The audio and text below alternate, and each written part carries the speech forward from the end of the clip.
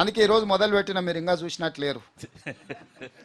100వ రోజు మొదలుపెట్టిన 100 రోజుల పరిపాలన మీదనే పెట్టిన. ఈరోజు ఎన్నికల నగారం మోగింది కాబట్టి ఇంకా ఎన్నికల రూపం చూపిస్తా. రాజకీయ పార్టీ అధ్యక్షుడిగా ఈ రోజు నుంచి రాజకీయ పార్టీ అధ్యక్షుడిగా పని మొదలు పెడతా కదా.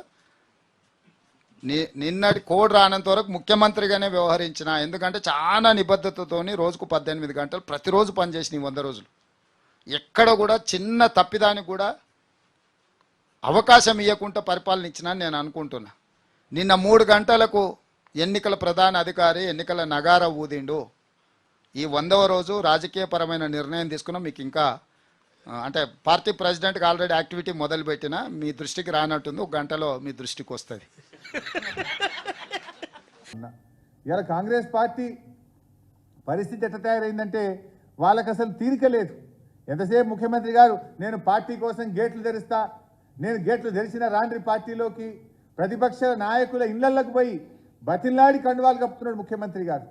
మీరు గేట్లు తెరవాల్సింది పార్టీ గేట్లు కాదు, ప్రాజెక్టుల గేట్లు తెరవండి, ఎండిపోతున్న పంటలు కాపాడండి, గ్రామాల్లోకి వెళ్ళండి, రైతులకు ధైర్యం కల్పించండి, వెంటనే అత్యవసరంగా రివ్యూ మీటింగ్ పెట్టి రాష్ట్రంలోని రైతులకు ఎక్కడెక్కడ ఎంత నష్టం జరిగిందో అంచనా వేసే విధంగా రిపోర్ట్లు తెప్పించి ప్రతి ఎకరానికి 25,000 రూపాయల ఆర్థిక సహాయం చేయాలని చెప్పి బీఆర్ఎస్ పార్టీ పక్షాన మేము డిమాండ్ చేస్తూ ఉన్నాం. గౌరవనీయులు కేసీఆర్ గారు ఈరోజు ఉదయం పార్టీ నాయకులందరితో కూడా ఆయన మాట్లాడడం జరిగింది. ఈ పరిస్థితి చూసి ఆయన చాలా ఆందోళన చెందారు. రాష్ట్రంలో రైతులు చాలా ఆందోళనలో ఉన్నారు, ఆత్మహత్యలు చేసుకుంటున్నారు. ఈ పరిస్థితి అంతా చూసి ఇలా కేసీఆర్ గారు మా పార్టీకి ఆదేశం ఇవ్వడం జరిగింది. ఇలా పార్టీ నాయకులందరినీ కూడా నేను ఈ సందర్భంగా కోరుతా ఉన్నా, రేపటి నుంచి బీఆర్ఎస్ పార్టీ ఎంపీలు, ఎమ్మెల్యేలు, ఎమ్మెల్సీలు, మాజీ ఎమ్మెల్యేలు, మరి పార్టీ నాయకులు, గ్రామ మండల శ్రేణులన్నీ కూడా పంట పొలాల్లోకి వెళ్ళండి.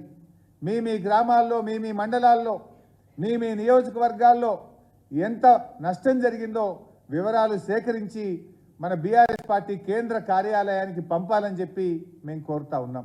ఎందుకంటే ఆ వివరాలన్నీ కూడా క్రోడీకరించి మరి రాష్ట్ర ప్రభుత్వం దృష్టికి తీసుకువెళ్ళి ఈ రైతులకు ఎకరానికి 25,000 రూపాయల ఆర్థిక సాయం అందించే విధంగా ఈ ప్రభుత్వం మీద ఒత్తిడి తేవాలని చెప్పి ఇవాళ బీఆర్ఎస్ పార్టీ నిర్ణయం తీసుకున్నది.